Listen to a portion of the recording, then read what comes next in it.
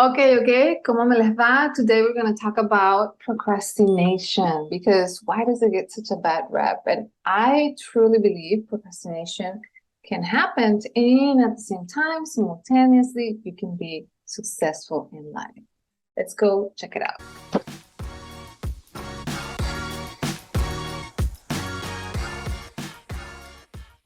Okay, so let's talk about procrastination. And of course, before doing that, I have to confess that I am a procrastinator. I truly am. I'm not saying this just because I'm doing this video, although I'm doing this video and I love talking about procrastination because this is how I figure out how to live with it, how to accept, to honor, to understand, and to really consciously bring awareness to that part of my life. And I want to help you do the same because we have this default combination and hardwired formula in our brain that says, if I am a procrastinator, I can't be successful. And I want to dissolve that formula and that belief because it is a limiting belief in our brains and give you the opportunity to change that in a way that maybe you've never heard before. Before I go there, one of the things that it's really important to understand is that procrastination links to the idea that there's something wrong with me, which easily links to the idea of I'm not worth it. I have no worth. I'm not capable. And I want also to dissolve that connection because the fact that you do things in a different way has nothing to do with your worth. Your worth is because it is, meaning is because you are existing in this planet. You're alive and you're breathing. And as long as you're breathing and you're part of the love intelligence that is governing this universe, you are worth it and you are deserving. Okay. So we don't get our worth from the way we do things, the capability that we have to do things, or because we are very successful, or because we have this add-on values. Okay. None of that. So I want to make sure that you keep that in mind throughout this video. That helped me a lot, and I think it's going to help you too. Okay, so let's get started. The number one thing that I've seen, and this happened to me, all of the things that I'm going to share with you happened to me. I check all these boxes, okay? So the number one thing that I would want you to check, that I want to invite you to check, is that chances are, if you're thinking you're a procrastinator because you have the habit to put things off, chances are is that you in reality are a pressure performer, right? So what is a pressure performer? Pressure performer is somebody that might need a specific or more quantity of pressure in order to perform, right? So in order for you to get activated, right, to turn your switch on, there needs to be a specific types of pressure that you need. And chances are that you just don't know how to apply. First of all, you don't know that you need that pressure, or you think needing that pressure is wrong, and therefore you don't even go there and you don't know how to apply it, right?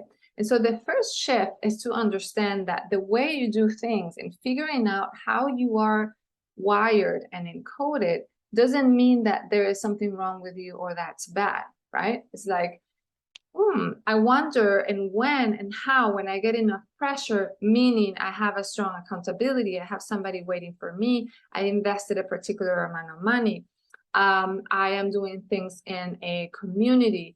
Like there's so many different types of pressure, right? But when you discover that, you realize that you're actually not a procrastinator, you just don't know, and you didn't know how to apply pressure to yourself, okay? Pressure performers are very, very common, more common than we know, but we never know that because we've always talk bad about not performing, right? So we don't even consider that that's a thing because we have a society where it's like one formula fits all. And so we want to get away from that one formula fits all because you are actually unique. And that's what we're trying to figure out. What's your unique code? When you figure out your unique code, procrastination, it's always like an iceberg. It's always the tip of the iceberg, and we're trying to realize and discover what's underneath, right? So number two, the next possibility, or you can have all of this like me, the next possibility is that you are a variety type. What's a variety type? Variety type of person is a person that needs variety in order to perform, right? And so a lot of times we think the variety, it's more like a luxury, and we get a little bit stuck or bored about how to apply variety to our life. In reality, this could also be part of your unique code, meaning you are not the type of person that enjoys or activates when you're doing the same thing, the same time of the day, in the same place with the same routine. Other people activates with that very well, and it's motivated by that routine and very specific and repetition. More people than you'll think, and this could be you, are activated by variety. And so variety, I'm not talking about it in a sense of how fun, I could have variety. No, I'm talking about it in a sense of it's essential, it's crucial that you have variety, and it is your responsibility that you apply variety, right? And every single time that you want to have consistency and that you want to be activated. It's crucial because it's not only your responsibility, but you have to make it something very sacred for your life. You have to be the provider of that pressure. You have to be the provider of that variety, because nobody is going to provide that for you. That's why it's so important that you get to know yourself, right? Number three, okay? Another thing that could be happening underneath that tip of the iceberg is that you might be somebody really overwhelmed with emotions. And, what happens with emotions is, because of the way the, human life has gone in this planet for so many years, we've been a lot more inclined to tip the balance into the more masculine energy, which means structure, systems, objective, problem solving, logistic, right? And so we are a little bit out of touch with our emotions in general. I'm generalizing, right? But we don't really understand how to process them, how to identify them, what are they trying to tell us, how to use them as a guide. So we've never really done that. And we just learn to process or hide or push down or deny our emotions in the same way that we saw that happening in our culture, in our family, in our lineage, or with our ancestors, right?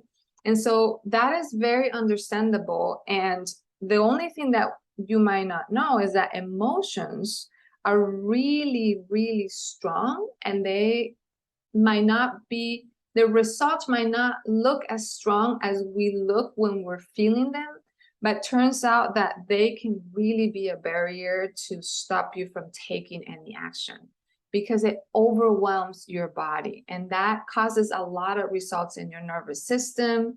And so it kind of paralyzes us. And the thing is like, a lot of us don't necessarily react emotionally to many things, but yet we're still overwhelmed by emotions. So the fact that you're not reactive about it, that doesn't mean that emotions can't stop you from taking action, because they kind of become that, that a rat in the wheel where you're just repeating the thought, and you become this autopilot immersed person that is just listening to an unprocessed emotion, or repeating that action or scenario that's causing that emotion for you in your head. So it's very important that you learn how to process emotions, but at least, the very least, that you learn to identify if it's an emotion that's stopping you. How many times have you felt like, oh, I really want to do that, but I'm just feeling sad. I'm not feeling motivated, or I really just want to socialize. And so not knowing how to break that down and really process that can cause you to be a quote unquote procrastinator. Okay. So number 4. Now, number 4, you could be someone that you're just controlled by your unconscious limiting beliefs. I should change that. I should say you are definitely someone that is controlled by your limiting beliefs, because we all are. We all are. That means that we truly, we think we are in control of things, but in reality, our subconscious programming that was created even before we were born, right? It's all coming through the DNA of our ancestors, of our parents, of the things that once we were born, we were taught versus in different situations of our life.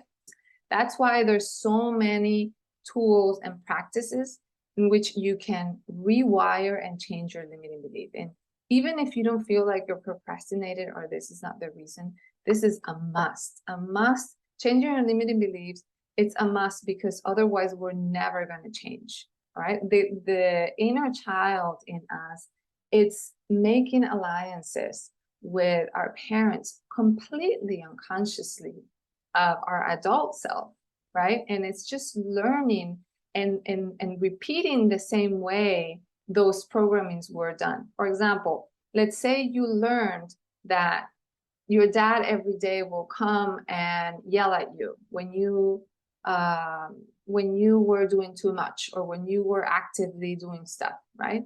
And that was the time where your dad gave you the most attention, right? That was the time where he really put his eyes on you. And so subconsciously, I'm just giving you an example, subconsciously, your programming could have been, my dad, or the way I receive love, or the way I process love, or the way I feel lovable, or the way I feel safe, right? When somebody is connecting with me, is when they're yelling at me. And they're yelling at me usually when I get overly active. And so that formula, that code, it's literally like a computer code. It's encoded in your brain. So even if I tell you this out loud after we figure this out, and you might consciously think like, that's crazy. But that's usually the result of why you're overly doing things, or you're expecting somebody to yell at you, because unconsciously that inner child, it's looking for that safety, it's looking for that love. Okay? Number 5, do you see how much we're discovering here? That's why when people say like, oh, I'm just a procrastinator, I'm like, oh, there's so much underneath that phrase that you just said, right? Okay, so number 5, right? You could be somebody that is just indecisive. And that indecision usually comes because you haven't really learned how to use your will and put attention into things. Now, I'm gonna say here, will usage, okay? What am I referring to? What am I referring to? Well, here's the thing. In order for you to move the needle in your life, right? In order for you to make changes and take action in your life, there's something that happens before that.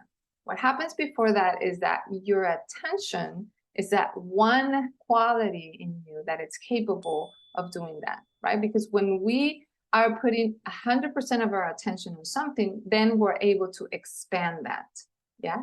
We're able to expand whatever we're putting 100% of our attention. Now, we are so distracted, right? We are so distracted. We're distracted by our body because we feel, tired, or because we don't have energy, or because we're eating bad, or we're distracted by a relationship, or we're distracted by something we were triggered, we're distracted by our phones, we're distracted by so many things. And so that has caused that we don't really know how to navigate and how to really tell our attention to stay at something, right? And so this is a practice, but of course, before that practice, you have to be conscious that what really moves things in your life is your will, meaning you have a muscle in your brain that can tell your attention, no, we're going to now focus on this, and we're going to stay here. We're going to stay here until we move that needle, until we see a result, until we see the change. Yeah. And that is a muscle that can be practiced. And a lot of us have never, in a million years, learned even that that's a thing, right? We probably learned, with the manifestation, law of attraction and all that, whatever you focus on expands. But we just think like, oh yeah, if I focus on this, I can expand that. But we don't really know what's stopping us from focusing on that, and why can we not focus on it? Like, why can we not focus on enough, right? It's because we have to develop our will, okay? So all of these things are things that I have practiced, are things that I teach, are things that I believe, are things that I have, and are things that I continually have, okay? To close this list off, and one that is really important for me, is that there is also a collective limiting belief of thinking that in order for you to not procrastinate, like the opposite of procrastination is consistency. And that word, consistency, right? I have grappled with that word my whole life. Why? Because I'm not a traditional consistency person. That's how I call it. What's a traditional consistency person? The person that it's doing, again, the same thing every day with the same length, with the same energy, with the same, when we usually see, generally speaking, people succeed, right? Like, oh, she won the medal of best gymnastic. He graduated of, I don't know, a lawyer, or he did all that. Underneath that, there is always this one formula that if you don't fit in it, then you cannot be successful. And that means you have to do it every day, right? Because if you don't create the habits, if you don't study every day, you'll never be able to become that, because you need to practice every day, because you have to touch that guitar every day, because you have to run every day, because you have to go to the gym every day, okay? And this is a little bit connected to the variety type. And what I am going to call this is something that is called cycle syncing, okay? So what happens is, as human beings, we go through different cycles. Women go through different cycles, men go through different cycles, right? Everything in this world, everything in this galaxy, everything in the universe is a cycle. Everything is a cycle. Everything that grows in your body, everything that happens in your body, it's a cycle. Every time you think about something, it follows a pattern. It follows a cycle, right? So it is very important that you notice, how can I cycle sync my life, right? To when I have a lot of energy, to when I don't have a lot of energy, to where there's a lot of science and also art and philosophies behind this, right? One of them is, for example, to give you an example, right? When the sun is up in the, a midday at noon, that is when your body has the most energy. But of course, that is going to depend on the sleeping cycle that you've been over the last month or so. That's going to depend on the eating practices that you've had. It all affects the whole, because it's an ecosystem. It's an ecosystem inside of you, and it's an ecosystem outside of you. And so cycle syncing, it's really powerful, because it's giving you permission to say, hey, a plant, for example, a flower, it's not really blooming every day, but it is growing every day, even though you can't see it. And it's doing different things in different cycles and in different patterns every day. And it's all connected with its environment, right? Not only with the planets, the sun, the moon, but also with the soil and the other plants that it has around. So the same thing is with us, because we're also animals that are depending on the same thing: the moon, the sun, the soil, what we have, what we're digesting, what are our cells made of, what are we eating, what are we talking about, right? Because it's not all about what we eat in terms of food, but it's also what we eat in terms of thoughts, okay? So cycle syncing, it's very important, because it allows you, if that goes well with your cycle, right, to be consistent in the most natural way for you, where you are being consistent about qualities every month, every week, but it doesn't look like you are in repetition mode. And again, I'm not saying repetition mode and doing the same thing every day is wrong, not at all. I'm just saying that if you're watching this video, it's because that's not really the way you like to do things, right? That's not really the way you like to do things. And so here are the 6 possible reasons why you procrastinate. My suggestion is go deep in them, and they're all going to ask you to participate in some self-discovery process. They're all going to ask you to investigate about your beliefs, about your ancestors, about why certain ways are already, settled into the way of your character, into the way of being, and then acknowledge those, accept those. The idea is not going against reality, because that's not going to turn well, right? Reality is reality, and you are the way you are, right? You are unique, and you're the way you are. We're not really wanting to change you in the way of like, you have to become this, right? The way that we want to change is, okay, let me look inward, right? Let me look at all these 6 things and see how can I adapt in a compassionate way. How can I look at myself and see these things as superpowers? And wow, this is now a unique way and I can do things. I can accept who I am with my shortcomings, with my failures, and with all my virtues and the ways that I do things easily. And together, right, form a whole new me that it's always been there. The only difference is now I'm accepting it, now I'm connecting with it, and I am moving forward and activating myself based on that, right? And if you think about it, that's what courage is. That's what courage is. Courage is the ability that we have to make a masterpiece of our life with our failures, with our shortcomings, with everything that includes who we are, right? And then from that acceptance is that things change. That is, first inward and then outwardly, right? First in substance and then in form.